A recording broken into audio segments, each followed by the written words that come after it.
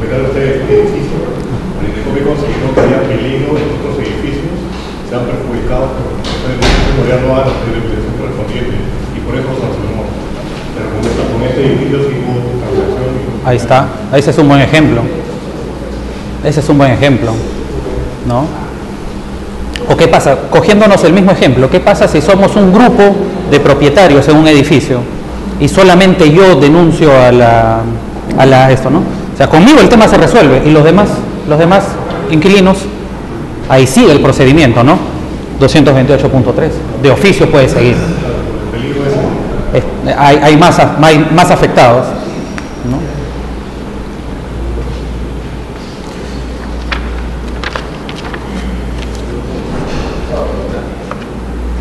Sí. A ver. En los casos en que la ley lo permita, pero son muy raros los casos donde la ley puntualmente dice se puede conciliar o se puede transar. ¿Ya? Debería ser en el sentido inverso, ¿no? En los casos que la ley lo prohíba, puntualmente, ¿no? En los casos de que la ley lo prohíba. No, o sea, no, en el sentido de la versión debe ser más inversa, ¿no?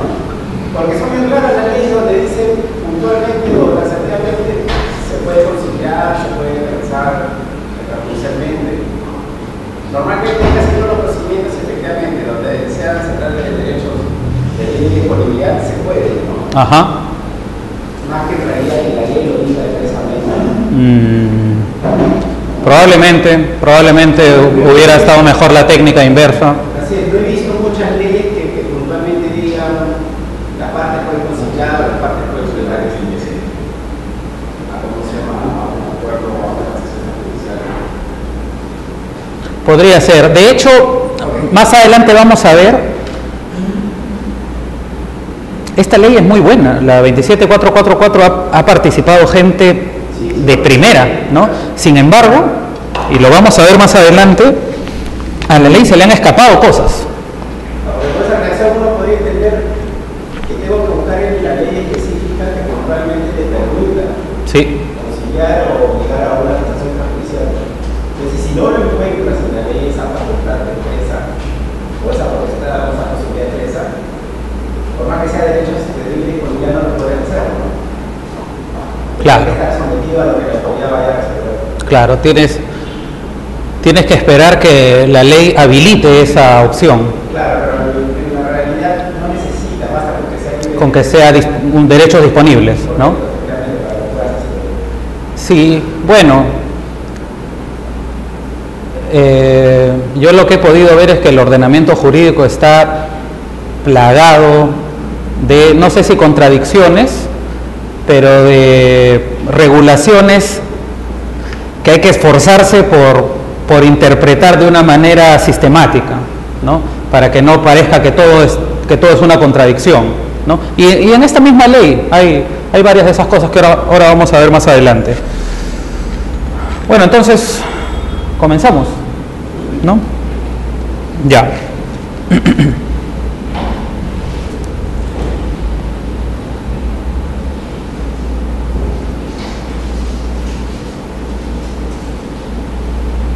Bueno, terminamos con el procedimiento trilateral. Ahí tienen un flujo, ¿no?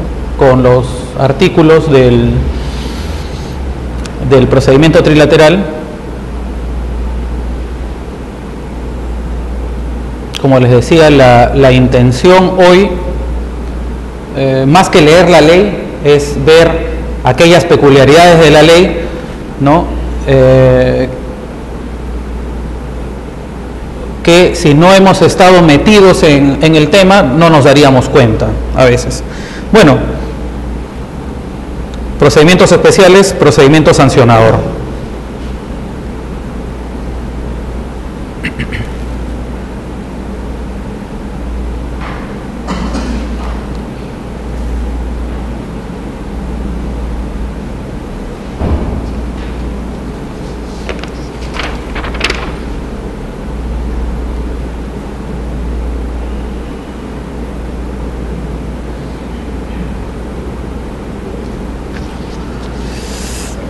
A ver, doctor, ¿podría leer, por favor? Sí.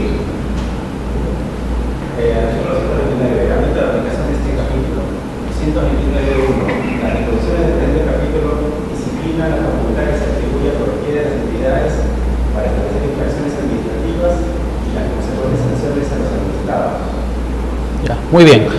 Antes de entrar al tema del procedimiento sancionador, unas breves reflexiones, ¿no?, sobre lo que es el procedimiento o lo que es la potestad sancionadora. Recordemos que con Fujimori, ¿no?, en la década de los 90 hubo una transformación del modelo económico que seguía el Perú, ¿no?, y la administración pública dejó de ser proveedora de servicios, ¿no?, a ser ordenadora de los servicios que los privados ahora prestan, ¿no?, con toda esta ola de las privatizaciones. Entonces, la lógica fue, dado que el Estado ya se retiraba de prestar esos servicios y que los privados ahora los prestan, había que fortalecer al Estado para regular. Ahí nacen los reguladores, nace Indecopi como agencia de competencia. Había que fortalecer a la administración pública, ya no para prestar el servicio, sino para controlar al prestador del servicio, ¿no? Había que fortalecer también al consumidor, y hasta ahora se sigue fortaleciendo y no termina de fortalecerse, ¿no?, con el libro de reclamaciones, por ejemplo, últimamente. Entonces, en este esquema, en este nuevo esquema de los años 90, es que había que reforzar la potestad sancionadora de la administración pública para velar por el cumplimiento de los derechos de los consumidores, ¿ya?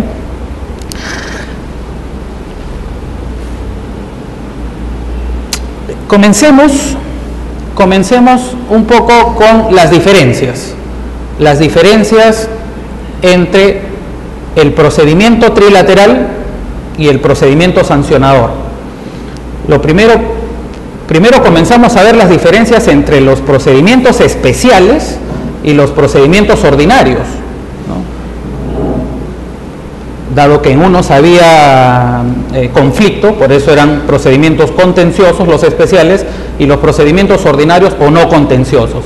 Pero ahora vamos a ver una diferencia más específica, ¿no?, la diferencia dentro de los especiales, la diferencia que hay entre los procedimientos trilaterales y los procedimientos sancionadores. Ambos son especiales, ambos son contenciosos, pero igual hay diferencias. La primera diferencia que salta a la vista es la intensidad de la administración pública en estos procedimientos.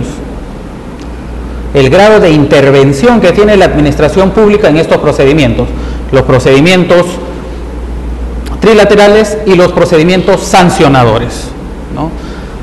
Hecha esta diferencia, ¿no?, que es la intensidad de la administración pública en estos dos procedimientos. A ver, doctor, ¿dónde cree usted que sea más intensa la participación de la administración pública? ¿En el procedimiento trilateral o en el procedimiento sancionador? En esa, ¿por qué? Porque ellos actúan de oficio, y algo está pasando y el oficio de administración. En cambio, en el trilateral ellos tienen que esperar que el registrado le diga qué está pasando.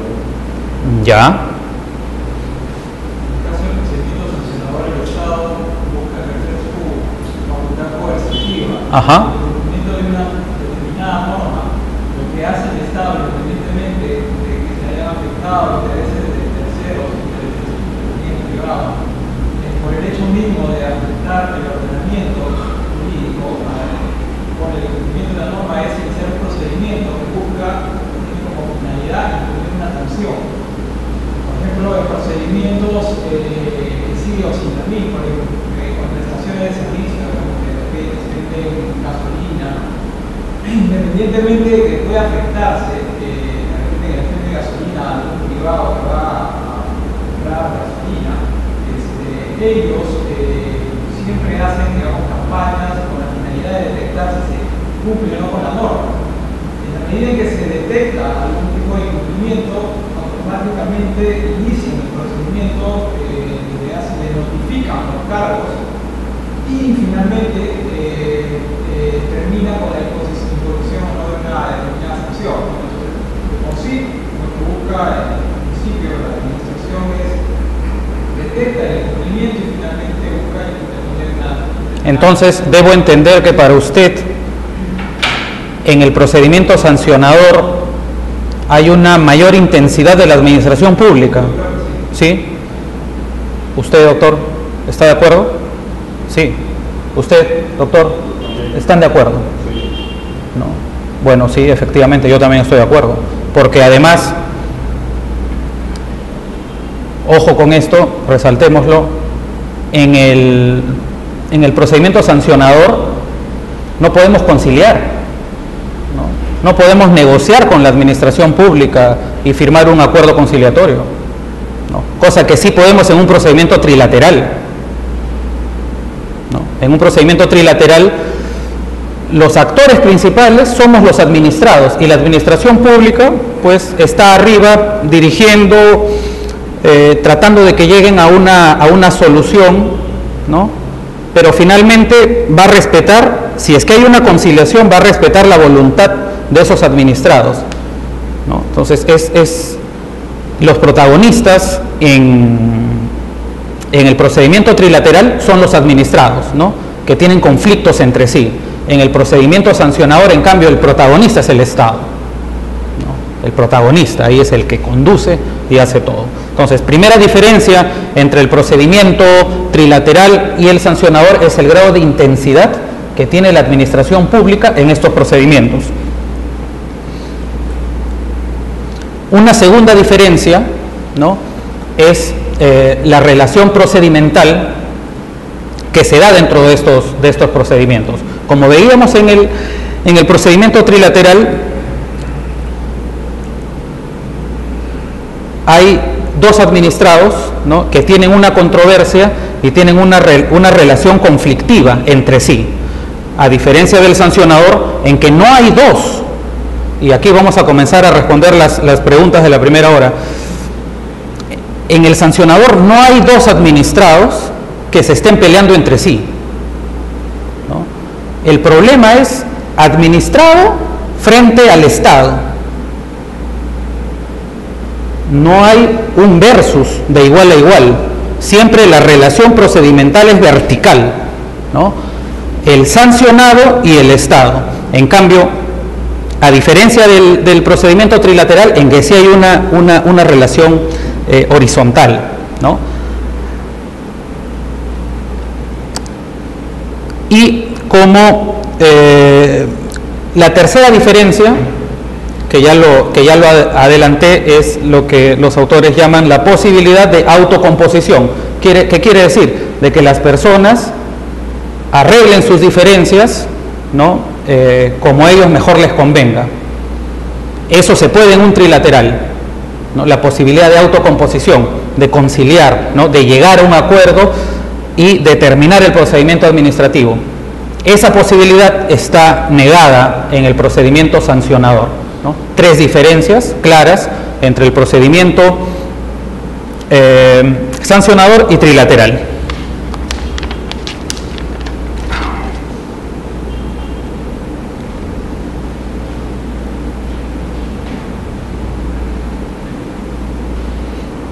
Muy bien. Ahora empecemos a ver los principios de la potestad sancionadora administrativa. Y el principio, el más importante, el primer principio que se pone no solamente en este ordenamiento, sino en todos, es la legalidad, ¿no? La legalidad. Solo por norma con rango de ley cabe atribuir a las entidades la potestad sancionadora y la consiguiente revisión de las consecuencias administrativas que a título de sanción son posibles de aplicar a un administrado, las que en ningún caso habilitarán a disponer la privación de libertad.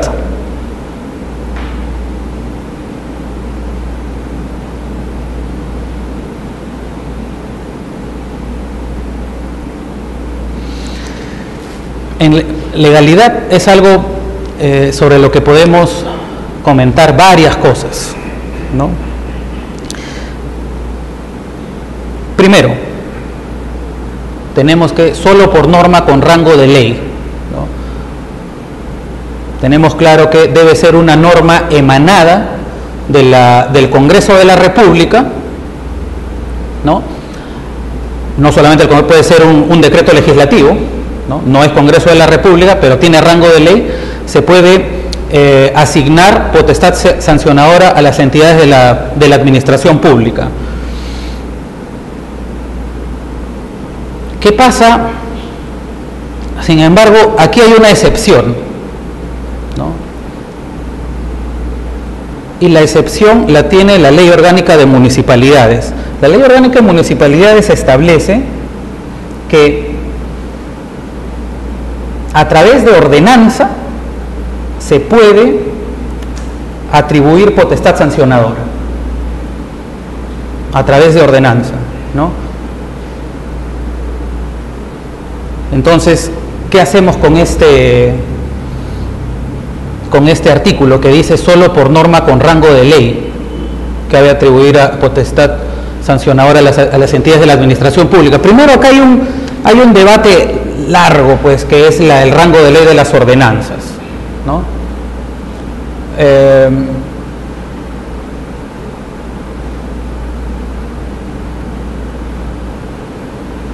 Ustedes, doctor, a ver, usted está de acuerdo, usted, doctor de Gris, ¿usted está de acuerdo en que la ordenanza equivale a una ley? Porque yo he tenido varios casos con municipalidades y siempre las municipalidades se defienden que las ordenanzas tienen rango de ley y que ellos tienen autonomía normativa, tienen autonomía administrativa y pueden hacer lo que quieran, ¿no? ¿Qué le parece a usted? ¿Es correcto? Tenemos un caso hace poco de un gobierno regional, ¿no? Que legalizó la producción de coca, ¿verdad? La ley es igual, la ordenanza es igual que una ley. Dentro del ámbito de su competencia. Ajá. Dentro del ámbito de su competencia, sí. Es lo mismo, ¿no? Y entonces, por ejemplo, una municipalidad dentro del ámbito de su competencia podría legalizar el aborto.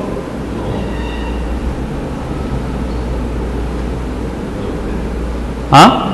No, de ninguna manera. De ninguna manera. Claro. Efectivamente, lo que dice la doctrina es que si bien la Constitución le ha dado una categoría, un rango equivalente a las ordenanzas y a las leyes, es solamente para efectos de la acción de inconstitucionalidad, ¿no? O sea, para cuestionar una ordenanza hay que cumplir con los mismos requisitos que son muy complicados de cumplir, por cierto, con los mismos requisitos establecidos para cuestionar la constitucionalidad de una ley, solamente para eso, ¿no? Rápidamente diremos entonces que las diferencias entre las ordenanzas y las leyes es que las ordenanzas tienen un ámbito muy limitado de aplicación, ¿no? Ni por asomo pueden contradecir lo establecido por una ley, ¿no? Argumentando que tienen rango de ley, ¿no? Sin embargo, las municipalidades lo hacen y lo hacen frecuentemente, ¿no? Es en ese sentido que el Tribunal Constitucional ha declarado inconstitucional esa ordenanza, ¿no?, del gobierno regional, indicando que, si bien es cierto, las ordenanzas tienen rango de ley para efectos de la acción de inconstitucionalidad, la ordenanza tiene acción solamente en un territorio, a diferencia de la ley, que es a nivel nacional y es una norma emanada por el Congreso de la República, ¿no? Bueno, este detalle corresponde decirlo aquí en legalidad, ¿no? Las ordenanzas pueden atribuir potestad sancionadora, ¿no? Además de las normas establecidas por ello. Una pregunta. Sí. Pero esas ordenanzas solamente tendrían facultad sancionadora en materia penal y Así es. Así es. Claro, solamente en el ámbito de su territorio, más nada, ¿no?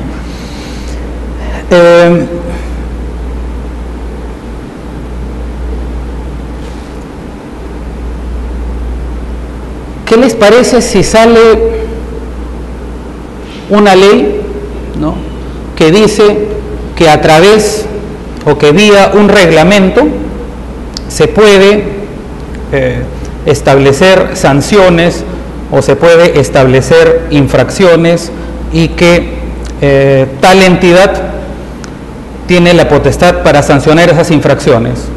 ¿Ustedes creen que es válido que una ley delegue en un reglamento la atribución de potestades sancionadoras, o creen que eso no se podría? No se podría. ¿Por qué? Nada más.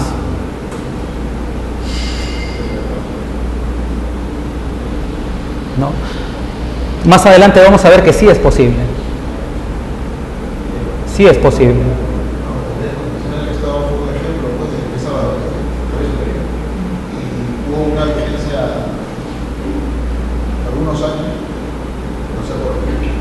Se corrigió.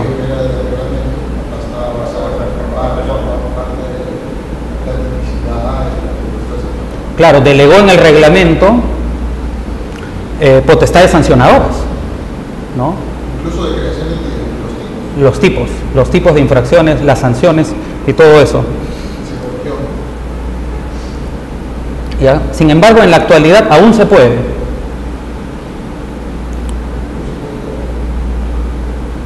Aún se puede, ¿no? Aún se puede. Yo recuerdo acá mucho que, si bien es cierto no lo establece la ley, la doctrina establece o opina, ¿no?, que aun cuando la ley pueda dejarle margen al reglamento para establecer potestades sancionadoras, esta delegación debía ser muy puntual,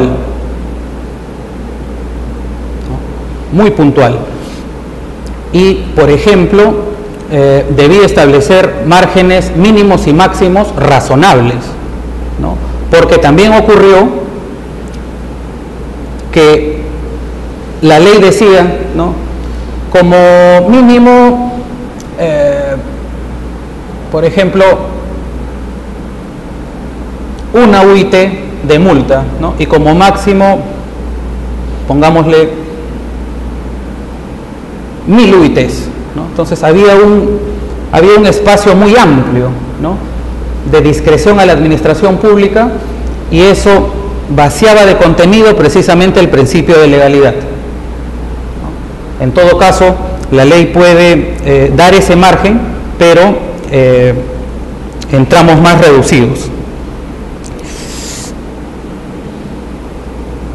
Bueno, sobre esto del principio de legalidad vamos a regresar. Debido procedimiento. ¿Ya? A ver. El debido procedimiento, a ver, por favor, antes que se duerma. ¿Podría leer, por favor? Derecho a exponer argumentos, exponer las razones y defensas del imputado antes de la emisión de las incriminaciones o resoluciones del expediente. Derecho a ofrecer y producir prueba, a exigir que la administración produzca y actúe los medios ofrecidos a contradecir las pruebas de cargo y a controlar la actuación probatoria que se realice durante la instrucción y a que se valore la prueba aportada. Derecho a obtener una decisión motivada y fundada en derecho. Derecho a que las resoluciones hagan expresa consideración de los argumentos de derecho y de hecho que los motivan, y en particular de la graduación de la sanción a aplicarse. Perfecto, muchas gracias. Bueno, ese es el debido procedimiento, ¿no? Es un tema que todos lo manejamos muy bien, que no amerita en realidad mayor comentario. Pasemos a la... Sí. Solamente como un ejemplo. A ver. Creo que linda entre la vulneración y no vulneración del debido procedimiento. A ver. Ante el Tribunal de Contrataciones del Estado se siguen procedimientos sancionadores. Ya. Pero así el administrado solicite hacer uso de la palabra, la posibilidad de concederle o no el uso de la palabra es una facultad que se reserva el tribunal. Ajá. Con lo cual evidentemente estamos pues en la zona límite de lo que es debido procedimiento o no es debido procedimiento. ¿Usted qué opina? Para mí que se vulnera el debido procedimiento. Se vulnera el debido procedimiento al negarse un informe oral. Al negarse El derecho de defensa que tiene de ser escuchado. Es que el derecho el debido procedimiento no tiene una regla pues límite máximo. Si el administrado ofrece esa posibilidad de que de ser escuchado, el tribunal no podría reservarse la facultad de decirle, mira, no me interesa escucharte, ya tengo mi decisión. Sí, gracias. A ver.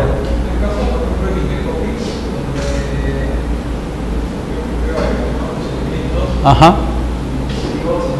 Ya se había resuelto y el criterio básicamente de la sala del tribunal era el mismo. Pero a pesar de los abogados pedían uso de la palabra y el tribunal era básicamente era un caso parecido a otro anterior. El tribunal tenía esa facultad de concederla o no. Ajá. Estaba exponiendo vulneración del derecho de defensa en la medida que ellos consideraban de que los hechos estaban claros. Estaban claros y el criterio que ellos tenían también estaba claro. Ajá. ¿Y usted concuerda con eso? Yo creo que en la medida de que el derecho de defensa debe ser amplio y debe ser imprescripto, entonces no se puede adoptar una decisión ya preestablecida y cerrada. Ya, o sea, habría una vulneración. Mi criterio sí. Su criterio sí. ¿Usted, doctor? Sí, el de blanco. ¿Hay una vulneración del derecho de defensa cuando a uno le niega un informe oral? Creo que sí, y creo que ese derecho de defensa se encuentra también inmerso dentro del debido procedimiento. El debido procedimiento no solo se enmarca en audiencias nada más las reglas específicas que pueden regularse por una precaución, sino que hay otro tipo de derechos que tienen que ser atendidos dentro de todo para organizar el proceso. Muy bien. La cosa que yo sé, pero sí se estaría afectando el debido procedimiento. Sí, se estaría afectando. Por más que haya un precedente, por más que haya diferentes circunstancias. Ya. Claro, si ya se sabe que se va a resolver, ¿no? Y usted No hay predictibilidad del tema, el exceso de la predictibilidad. exceso, ¿no? ¿Y qué pasaría si esa discrecionalidad, en el caso de Indecopi, está en la ley? ¿Qué pasa si la ley dice el tribunal puede o no conceder el informe oral? ¿Estaríamos ante una violación del debido procedimiento?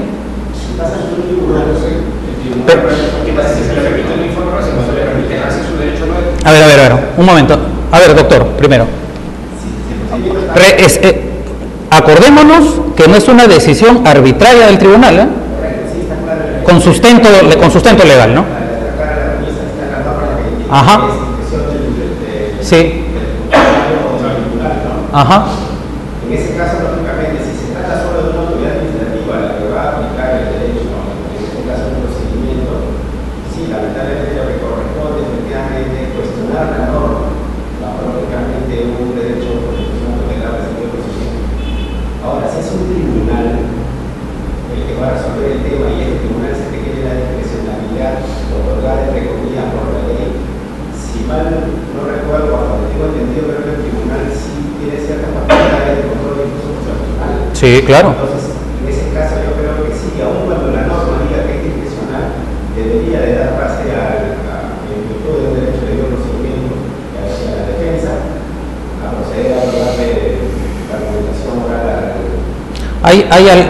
Gracias. ¿Hay alguno que piense que no hay una vulneración al debido procedimiento si un tribunal se niega a realizar una audiencia de informe oral? ¿O es unánime?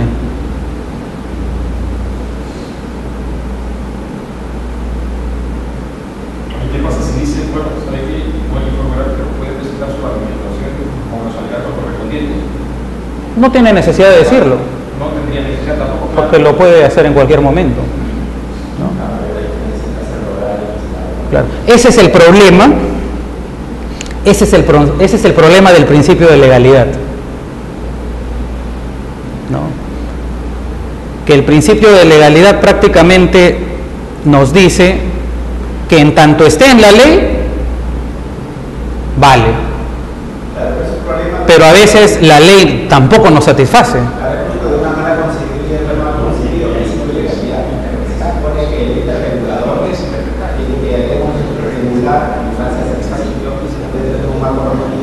Sí.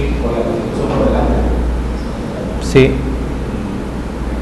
Yo también considero que cuando un administrado solicita un informe oral, se le debe conceder. Yo también considero eso. Y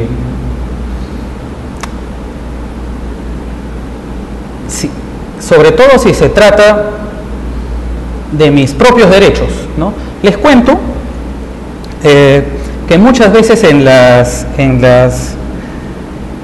entidades de la administración pública, como tienen mucha carga laboral, quieren denegar siempre los informes orales, ¿no?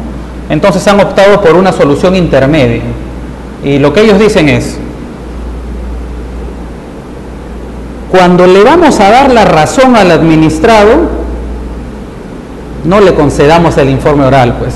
No se va a quejar. Si le vamos a dar la razón, no se va a quejar.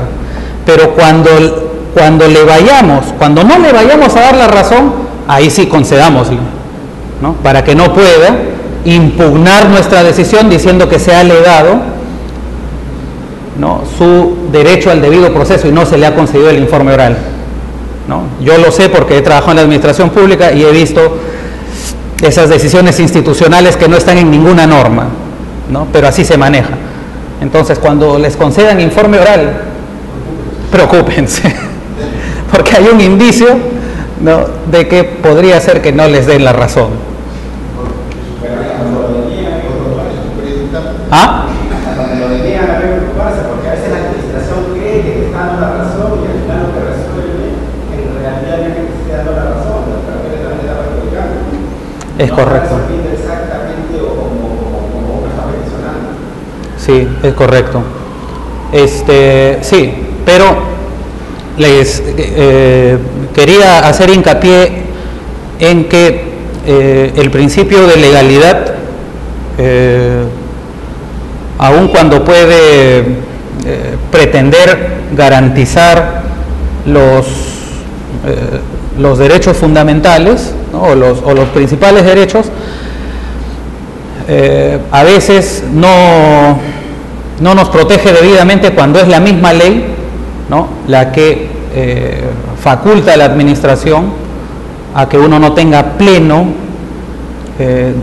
no pueda ejercer plenamente su derecho a la defensa, como el informe oral.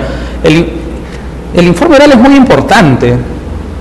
importante, no es, ustedes saben, ¿no?, son abogados, no es lo mismo decir las cosas por escrito que decirlas verbalmente, ¿no? A veces el funcionario que resuelve el caso no llega a entender el tema. Así es, ¿no? Como el juez Malson, ¿no? ¿Qué podríamos entender de esa resolución, ¿no? Bueno, ok, entonces, el principio de legalidad, conclusión del tema, el principio de legalidad no es infalible. Y esto de que los tribunales pueden negarse a conceder el uso de la palabra está en la ley. O sea, no es una suposición que yo hago, está en la ley, ¿no? O sea, cuando deniegan, tienen base legal. Bueno, ahora pasemos a hablar sobre la razonabilidad.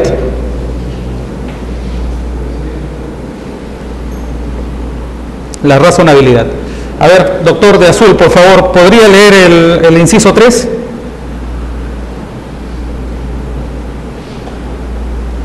Razonabilidad. Las autoridades deben prever que la comisión de las conductas razonables no resulte más ventajosa para el infractor que cumplir las normas infringidas o asumir la sanción, así como la determinación de la sanción considere criterios como la existencia o no de intencionalidad, el crimen causado, las circunstancias de la comisión de la infracción y la repetición de la comisión de infracción.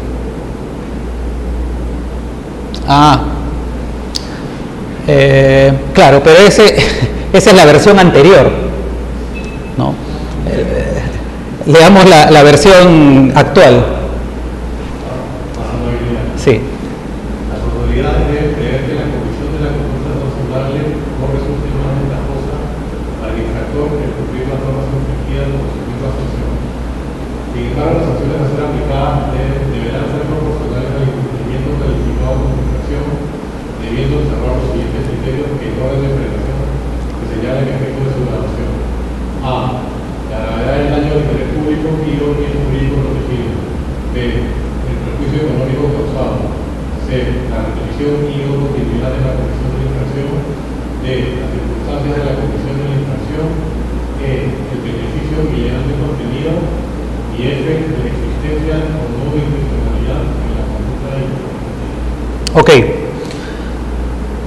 Para hablar de la razonabilidad me acabo de acordar hace algunos meses, ¿se acuerdan del caso de Kentucky Fried Chicken? Que usaba aceite muchas veces, ¿verdad? Reciclado, ¿no? En San Miguel, ¿no? Entonces, la municipalidad, si mal no recuerdo, me parece que fue de Jesús María, ¿no? Con temor a equivocarme, fue a inspeccionar al local de KFC que estaba en su distrito, ¿no? Y los de KFC se negaron a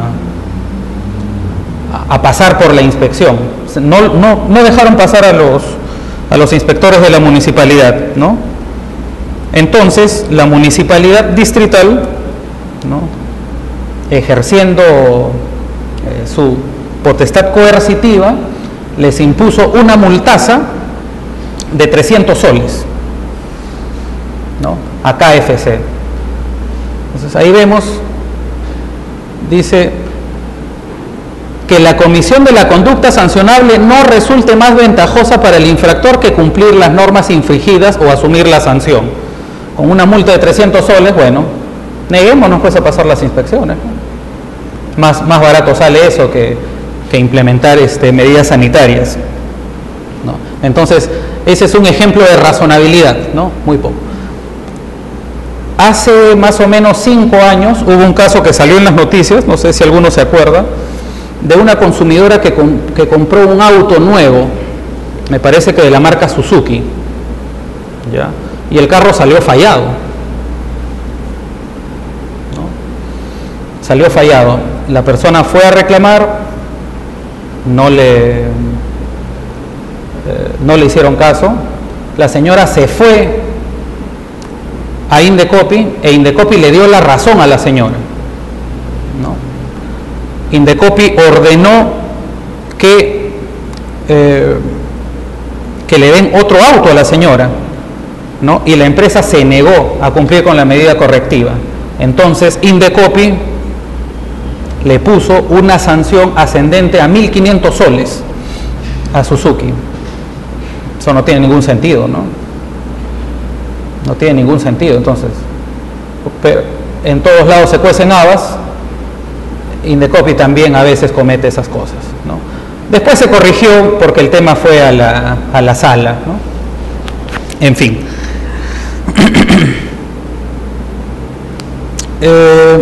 Acá el dato relevante en este artículo es que la ley establece un orden de prelación para graduar la sanción. y diferencia acá le da el último nivel, se lo da a la existencia o no de intencionalidad en la conducta del infractor, ¿no? Aquí hay una diferencia con el derecho penal, por ejemplo, ¿no? En el derecho penal, en cambio, la intencionalidad es muy importante, ¿no? Lo que nos dice este artículo es que, cometida la infracción, tenga o no tenga intencionalidad el infractor, la infracción está cometida, ¿no? No importa si no hubo intencionalidad, ¿no? Entonces, diferencia con penal. Ahí lo tienen. A ver, tipicidad.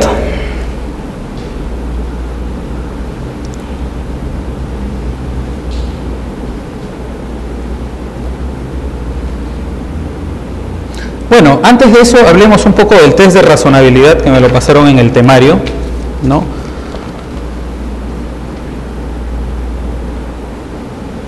El Tribunal Constitucional ha establecido, ¿no?, que el mínimo que debe cumplir una decisión administrativa para que se la considere razonable es, por favor, ¿quién puede leer? Doctor, ¿podría leer, por favor?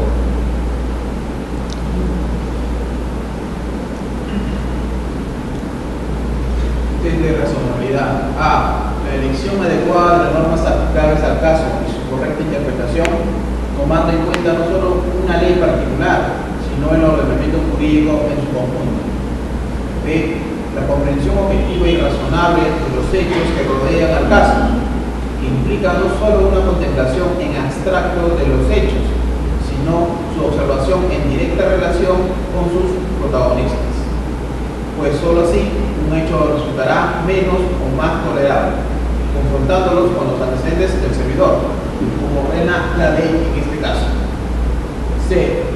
Una vez establecida la necesidad de las medidas de sanción, porque así lo ordena la ley correctamente interpretada en relación con los hechos del caso que han sido conocidos y valorados en su integridad. Entonces, el tercer elemento a tener en cuenta es que la medida adoptada sea la más idónea y de menor afectación posible a los derechos de los implicados en el caso. Ok, este pronunciamiento del Tribunal Constitucional llevó a que el test de razonabilidad implica realizar 3 juicios: el juicio de adecuación, el juicio de necesidad y el juicio de proporcionalidad, ¿no? Brevemente, por el juicio de adecuación entendemos que la medida sancionadora debe ser un medio jurídico idóneo y coherente para lograr el fin previsto por el legislador, ¿no?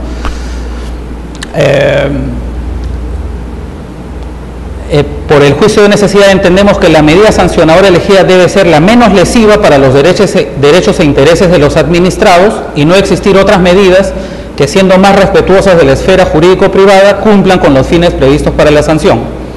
Y el juicio de proporcionalidad consiste en que el grado de la sanción guarde una relación equivalente, ventajas y desventajas, con el fin que se procura alcanzar.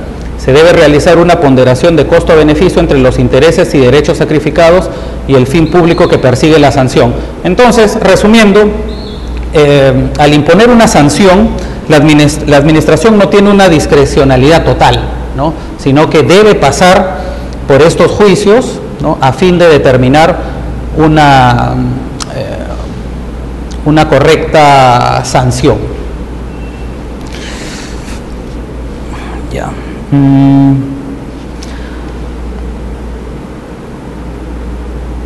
Hace un mes aproximadamente tuve un informe oral sobre publicidad engañosa en Indecopi, y ahí lo que hicimos fue impugnar la sanción que la primera instancia nos había impuesto. ¿Y qué había sucedido? Que al momento de graduar la sanción, la primera instancia señaló que, dado que la publicidad se había mostrado en televisión y no era una conducta escondida, entonces esa situación constituía un atenuante a la sanción que se nos había impuesto. Sin embargo, Indecopi utiliza unas fórmulas y aplicando ese atenuante, la sanción resultaba más alta de lo que había calculado la misma comisión o la misma primera instancia, ¿no? Entonces, ese es un elemento que acarreó la nulidad de la graduación de la sanción, ¿no? Esa falta de consistencia. Por un lado, dices que es atenuante, pero al momento de imponer el quantum, el número, resulta siendo mayor. Sí.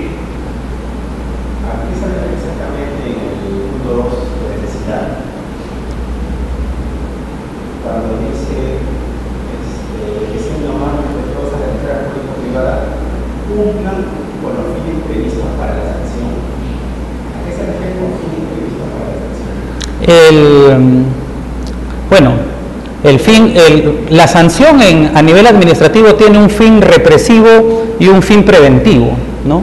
Un fin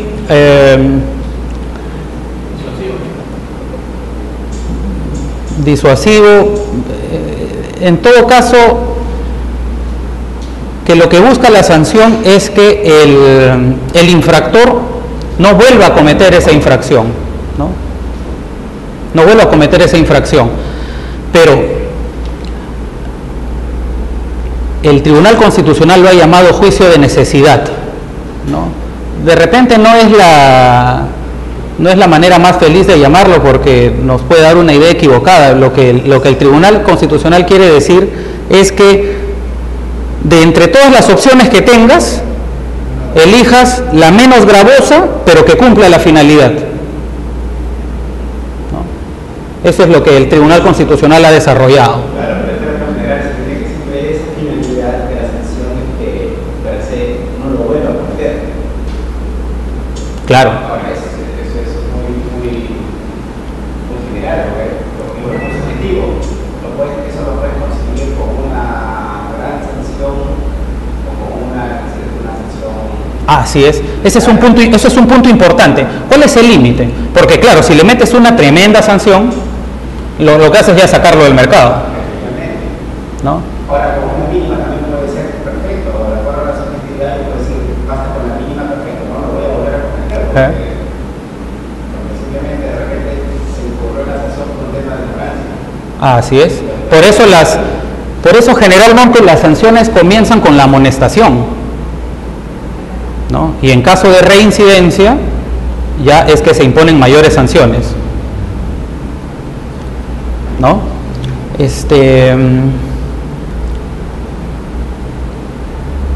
Algo les iba a decir y se me ha ido. Bueno, pasemos a... Bueno, ese es el test de razonabilidad. Lo que les iba a decir es que en tributario el límite de la sanción es la no confiscatoriedad, ¿no? Cosa que no está así de claro puesto en administrativo. Todo este test de razonabilidad funciona solo en la medida que exista una potestad, una discreción de la autoridad de graduar la sanción. Así es. Pero para sanciones que ya tienen, no hay gradualidad. Por ejemplo, las de tránsito. Ya. Es una infracción definida, fija, no con rango. Ajá. Ahí no hay. Ahí no puedes alegar, no es razonable. Claro, no hay nada que graduar, ¿no? Bien. Bueno, entonces es la no confiscatoriedad, ¿no? Porque tú has dado en el clavo, o sea, una muy grande igual me desanima, pero ya rebasa la finalidad de la sanción y saca una empresa del mercado, ¿no? Ya. Tipicidad. Bueno, al igual que todos sabemos, al igual que en el derecho penal, nadie puede ser sancionado si es que la conducta no está específicamente prevista en la ley, ¿no? Eso es tipicidad.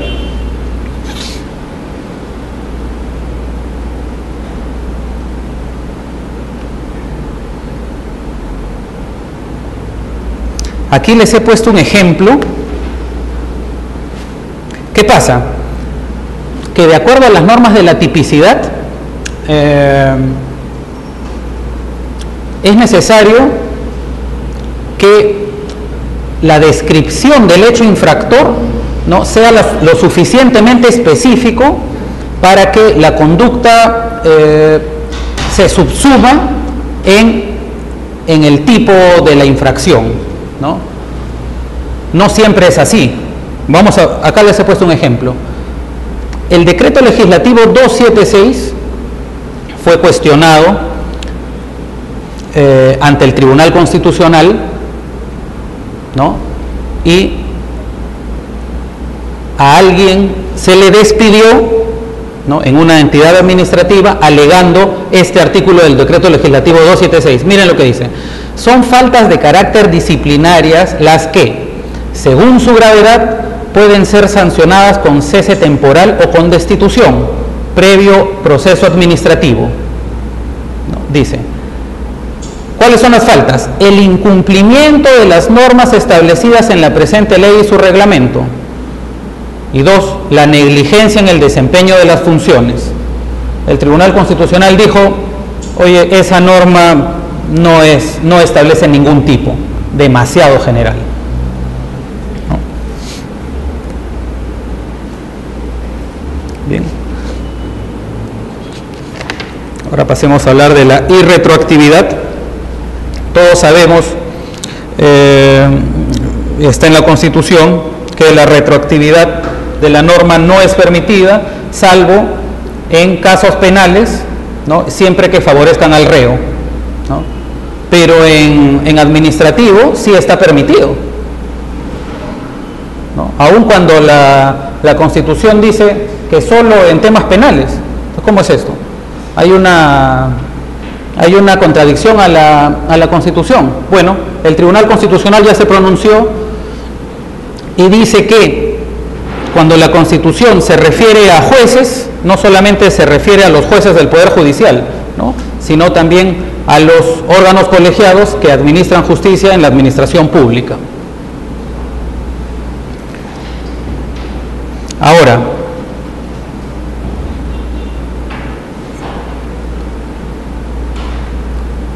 tengo una pregunta para ustedes. Digamos que yo cometí una infracción hoy y la sanción es de 5 UIT de multa, ¿no?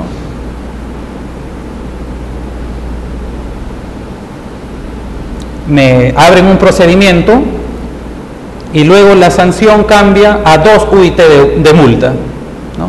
Estamos de acuerdo ahí que la multa que se me va a imponer es 2, ¿no? Eso está claro, porque es la más favorable no al reo, sino al administrado, ¿no?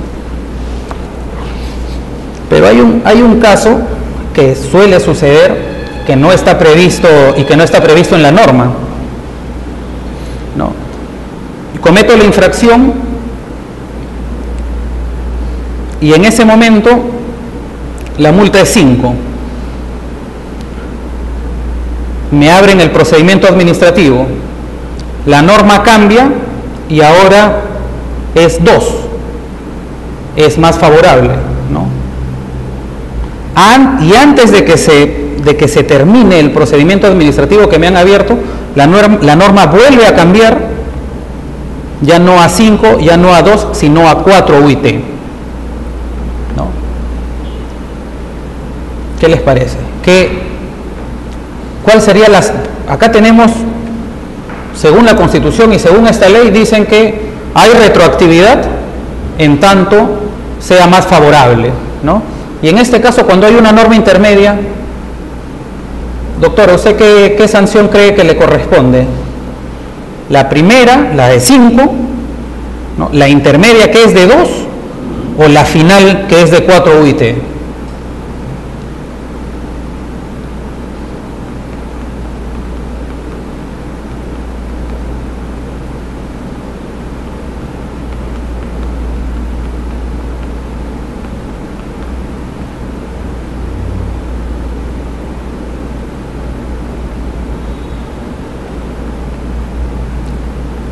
Doctora, ¿cuál sería?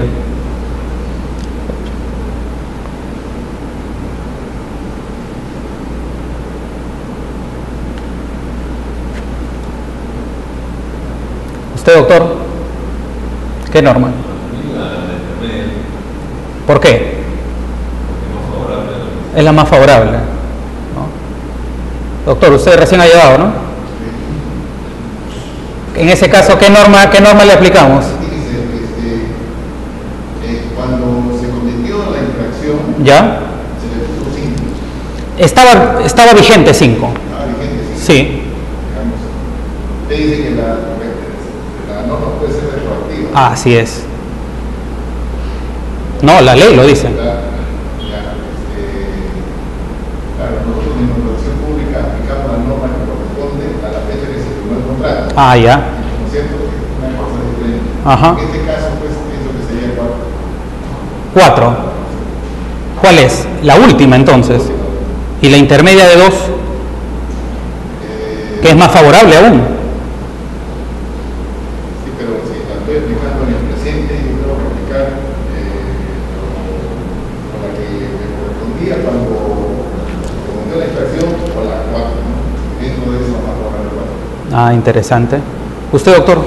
Al fondo. Usted, el de saco.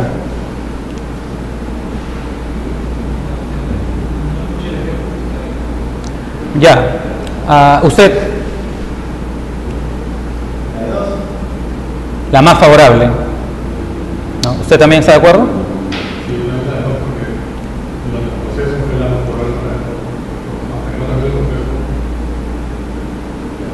Si es que el proceso hubiera terminado antes de que fuera la nueva norma de 2, se le hubiera aplicado esa, ¿no? Bueno, el tema tampoco es pacífico. Los que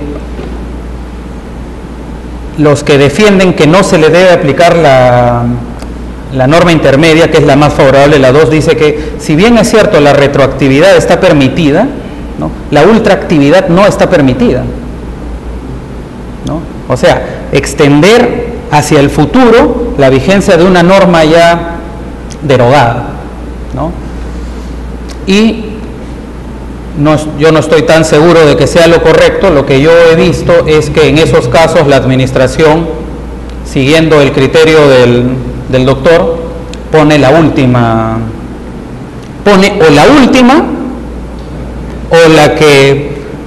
o la norma que estaba vigente al momento de la comisión de la infracción, cualquiera de las dos, ¿no? La que sea más favorable, pero no la intermedia. Entonces, ese es un detalle del principio de irretroactividad, ¿no? Bueno, de ahí tenemos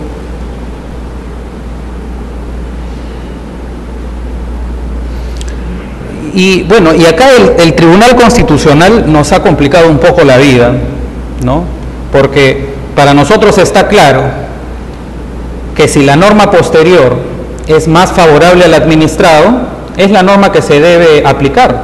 Sin embargo, el Tribunal Constitucional ha aderezado el asunto y ha dicho, ¿no? Dice, la retroactividad benigna de la ley no puede ser interpretada desde la perspectiva exclusiva de los intereses del penado, sino que aquello que resulte más favorable al penado debe ser interpretado a partir de una comprensión institucional integral, es decir, a partir de una aproximación conjunta de todos los valores constitucionalmente protegidos que resulten relevantes en el asunto que es materia de evaluación.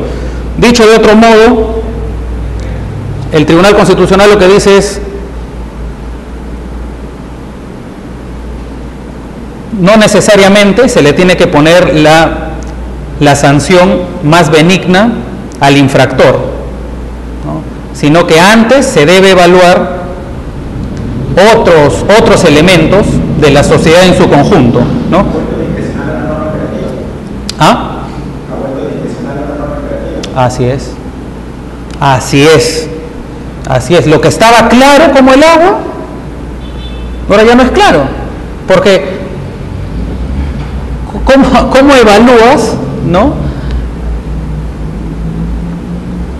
O sea, en una sanción de 5 y de 2 es clarísimo, pero con esto del Tribunal Constitucional, ahora tienes que evaluar más cosas que ya no son numéricas, ¿no? Entonces, lo que era claro ya dejó de ser claro. Bueno, este es un principio también tomado del derecho penal, ¿no? Cuando hay un concurso de infracciones, cuando una misma conducta califique como más de una infracción, se aplicará la sanción prevista para la infracción de mayor gravedad, sin perjuicio que puedan exigirse las demás responsabilidades que establezcan las leyes.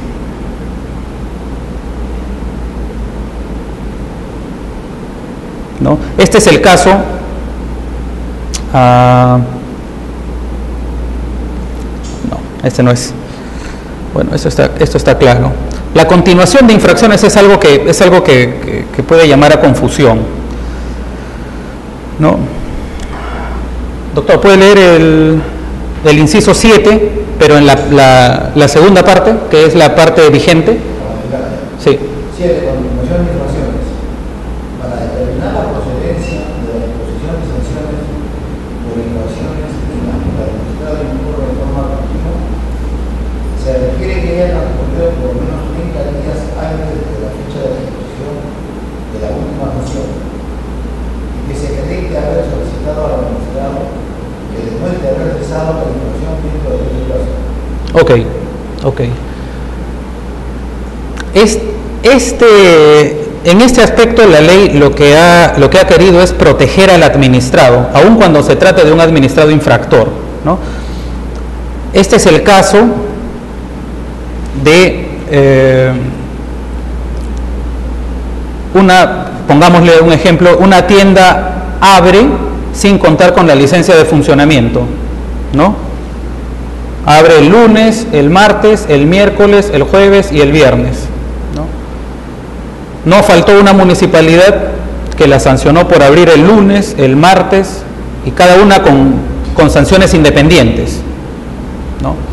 Eso es algo que la ley no permite, ¿no? Ahí lo que hay es una infracción continuada, ¿no?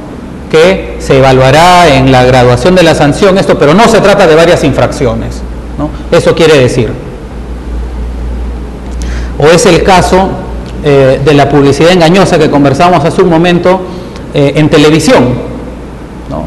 Imagínense que hay un comercial que se ha pasado todo un mes, ¿no?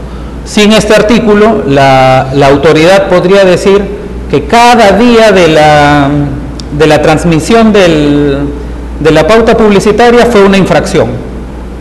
No, estamos ante una infracción continua.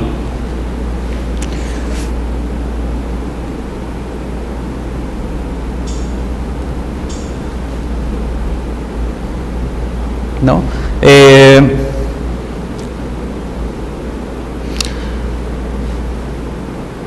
Entonces acá tenemos unas reglas que nos impone la ley, ¿no? Y nos dice que no se puede considerar no podrán atribuir el supuesto de continuidad y o la imposición de la sanción en los siguientes casos: cuando se encuentra en trámite un recurso administrativo interpuesto dentro del plazo contra el acto administrativo mediante el cual se impuso la última sanción administrativa; cuando el recurso administrativo interpuesto no hubiera recaído en acto administrativo firme; y cuando la conducta que determinó la imposición de la sanción administrativa original haya perdido el carácter de infracción administrativa por modificación en el ordenamiento, sin perjuicio de la aplicación del principio de retroactividad a que se refiere el inciso 5. ¿No? Entonces, esos son los límites que impone la ley a la administración en el caso de infracciones continuadas. Entonces, dicho de otro modo, ¿no? Muy resumido, para que la administración pueda iniciar un nuevo procedimiento sancionador, se requiere debe instruir un expediente sancionador, es decir, empezar las investigaciones, ¿no? Emitir la resolución sancionadora y además debe requerir al administrado que demuestre haber cesado la infracción dentro del plazo de 30 días. Solo después de cumplir con estos requisitos, recién podrá abrir un nuevo procedimiento administrativo sancionador. Causalidad. La responsabilidad debe recaer en quien realiza la conducta omisiva o activa constitutiva de infracción sancionable. Acá el comentario es que en administrativo la responsabilidad es estrictamente personal, ¿no? Es estrictamente personal. No puede recaer la responsabilidad de un subordinado en el ejercicio de sus funciones, ¿no? No puede recaer esa responsabilidad en su superior, en su jefe, no, es el administrado únicamente.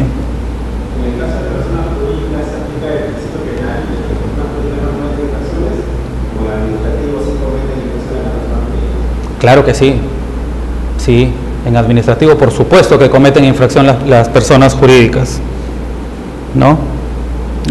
Aquí hay un detalle.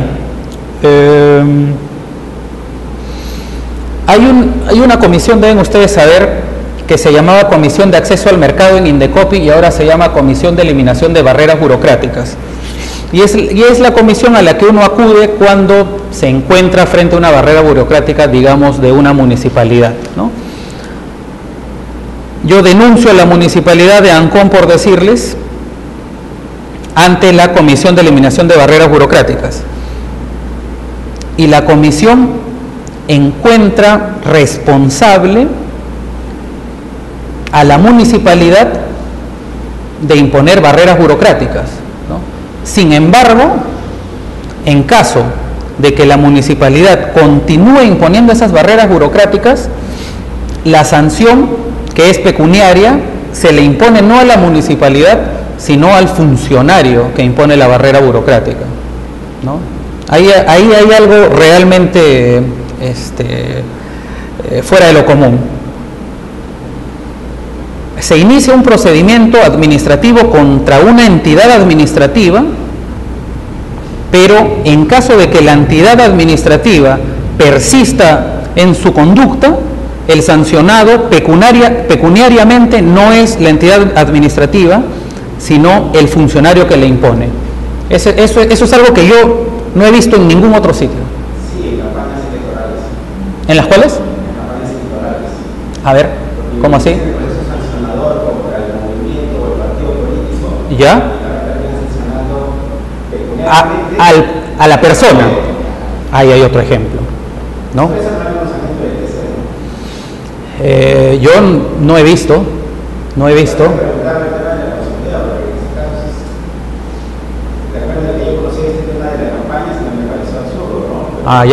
Ya te llamaba la atención. Sí. A mí el que me llamaba la atención es ese de Indecopi, de barreras burocráticas. Pero no ha habido ningún funcionario que se haya quejado hasta ahora, ¿no? Podría prosperar eso, ¿eh? Sí.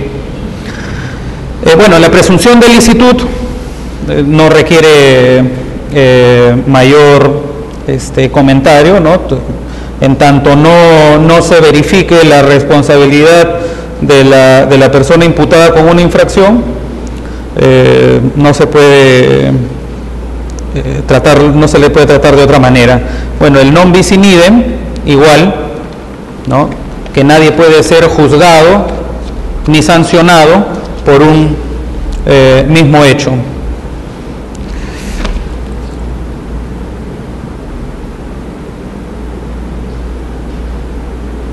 ¿No? Acá en el non bis in idem tengo un comentario también. Indecopi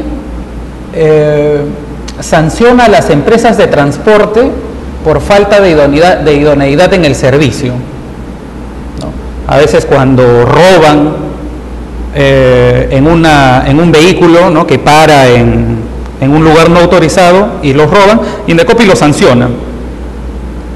Y después de que Indecopi los ha sancionado, viene el Ministerio de Transportes y Comunicaciones y también los sanciona por haber parado en un lugar no autorizado.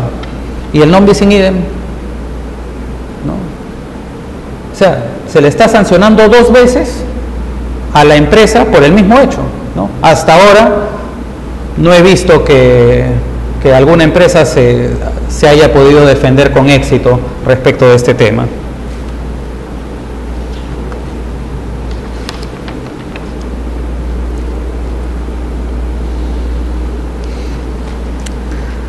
Hablábamos hace un rato de que la ley tiene sus contradicciones. ¿Se acuerdan que diapositivas atrás veíamos que el principio de legalidad solo por ley se puede atribuir potestad sancionadora? Sin embargo, tenemos este otro artículo que dice: el ejercicio de la potestad sancionadora corresponde a las autoridades administrativas a quienes le hayan sido expresamente atribuidas por disposición legal o reglamentaria, sin que pueda asumirla o delegarse en órgano distinto. Fíjense, estamos dentro de una misma ley, un artículo dice que es solo por ley y este artículo dice que puede ser por ley o por reglamento. Cosas de la ley.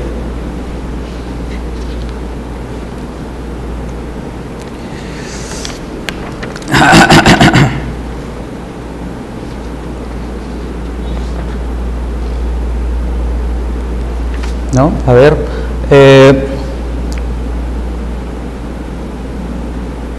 bueno, este artículo 231A es reciente y lo que hace es establecer una cuantía para las sanciones que cometan o las sanciones que impongan las entidades administrativas cuando se trate de expansión de infraestructura.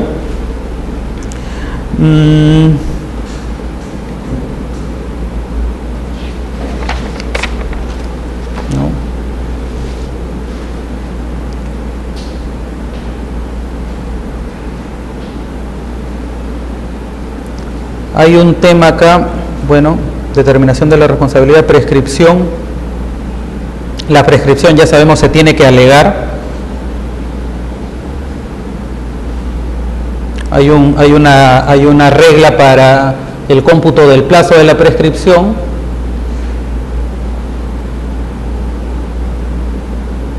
¿No? Y bueno, tiene que ser alegada y la autoridad no puede hacer otra cosa que contar el plazo. No puede realizar mayor análisis en el caso de la prescripción.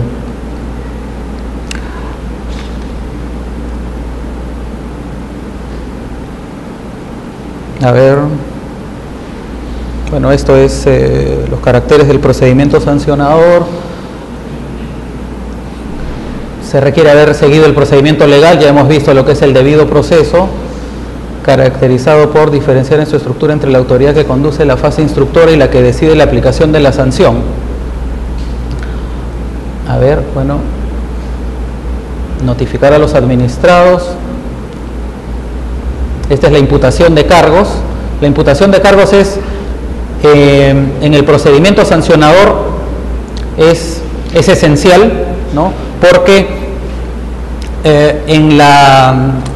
una imputación de cargos completa debe tener, ¿no?, los hechos que se están cuestionando, ¿no?, la calificación de los hechos que se están cuestionando como infracciones, ¿no?, la posible sanción y la autoridad que va a resolver el procedimiento sancionador, ¿no?, y otorgársele el plazo mínimo. Bueno, las infracciones a la formulación de cargos, ¿no?, cuando la administración omite totalmente, que es el correlato a lo que acabamos de decir, que no hacen una correcta imputación de cargos, ¿no?, con información incompleta, otorga un plazo inferior al mínimo establecido por ley, o cuando formula cargos por unas razones y finalmente la decisión termina basándose en otras razones, ¿no? Ahí hay un procedimiento afectado de un vicio de nulidad.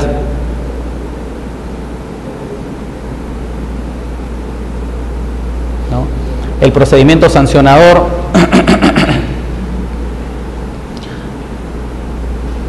y aquí respondemos a la pregunta inicial que hacíamos. Usted, doctor, me decía que en el caso de que un vecino cuestione el otorgamiento de una licencia de construcción a una constructora, se enmarcaba en lo que era el procedimiento trilateral, ¿verdad? Bueno, este artículo nos da la respuesta y nos dice ¿qué pasa? Que el retiro de una licencia a un administrado es una sanción, ¿no?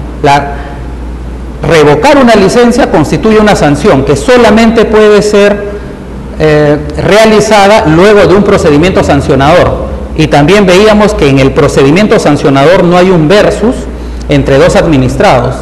En el procedimiento sancionador solamente hay una relación administración-administrado, ¿no?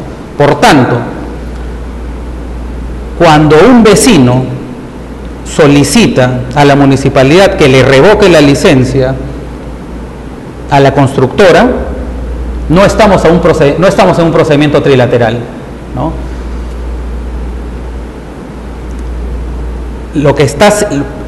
Sino estamos ante una solicitud, ¿no?, de que se inicie un procedimiento que va a tener como únicas partes al administrado, que es la constructora, y la municipalidad, ¿no?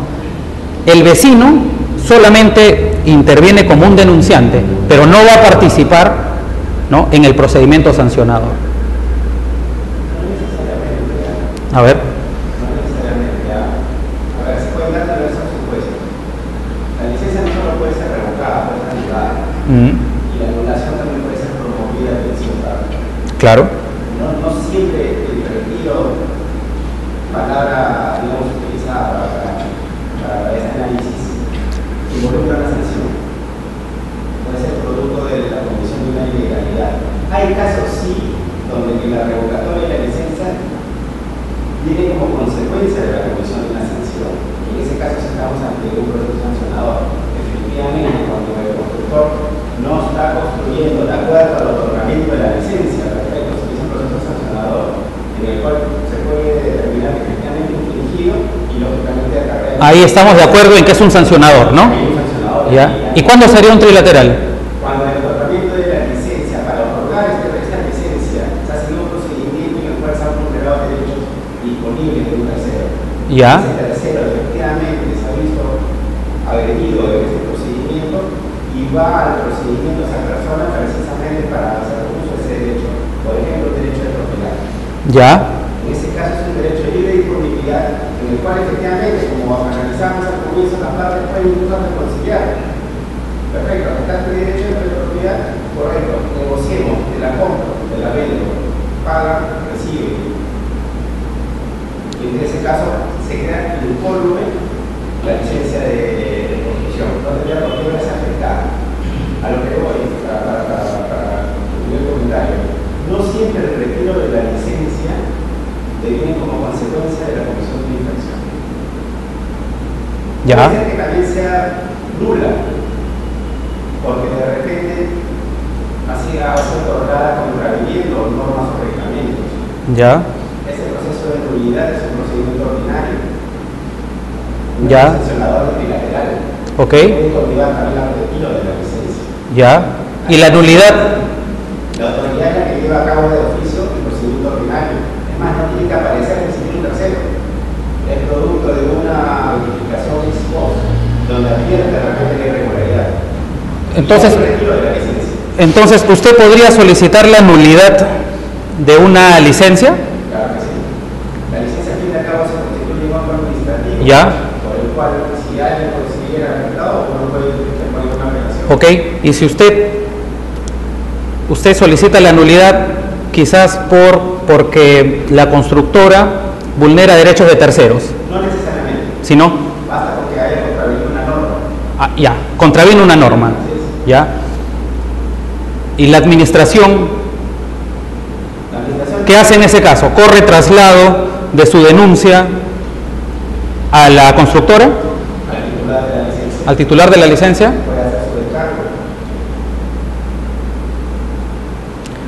Mira. Hay dos situaciones.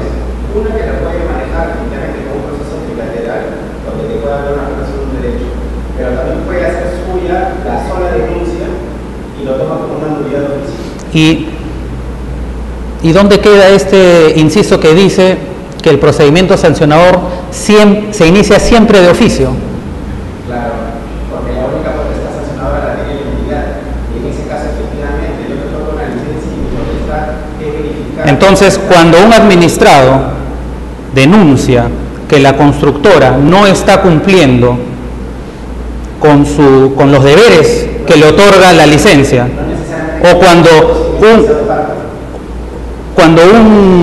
un administrado denuncia que el otorgamiento de esa licencia es nula, ¿no? Que ese es el ejemplo, es nula, ¿no? Entonces, yo inicio ahí un procedimiento de nulidad, ¿no? Pero la nulidad es de oficio, también. También, efectivamente. A ver, para que sea trilateral, entonces, no llega a ser trilateral nunca. por eso, cuando se trata del argumento de que es lo que está en discusión, eso de derechos de libre disponibilidad y la aplicación de un derecho puntual, en el ejemplo que consiste en un vecino, es trilateral. Pero si lo que hace la parte del vecino, como por ejemplo, es denunciar un hecho, ¿no?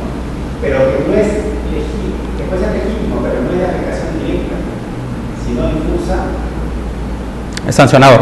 efectivamente, la entidad lo hace suyo y empieza a otro procedimiento. Muy bien. Sí, termino con algo muy simple.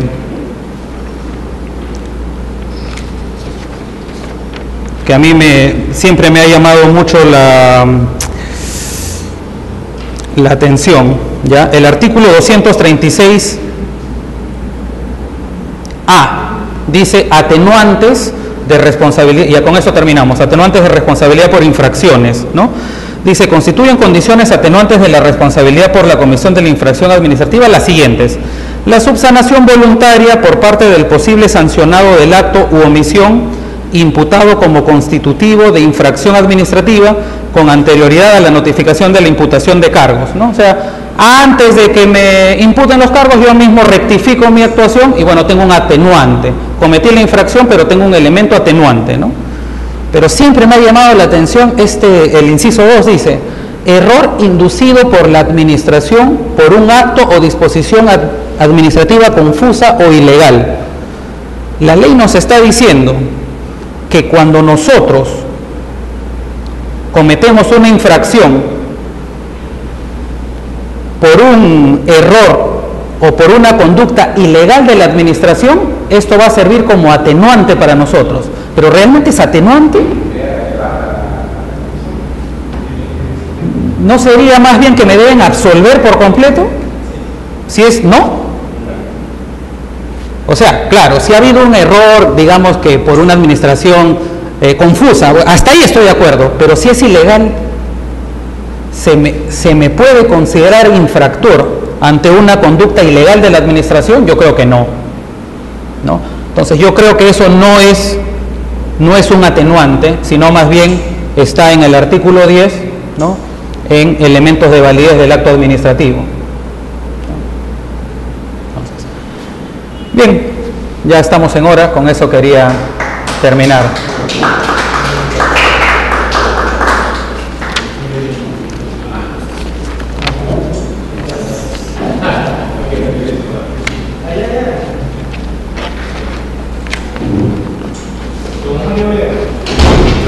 Doctor, un gusto. Gracias.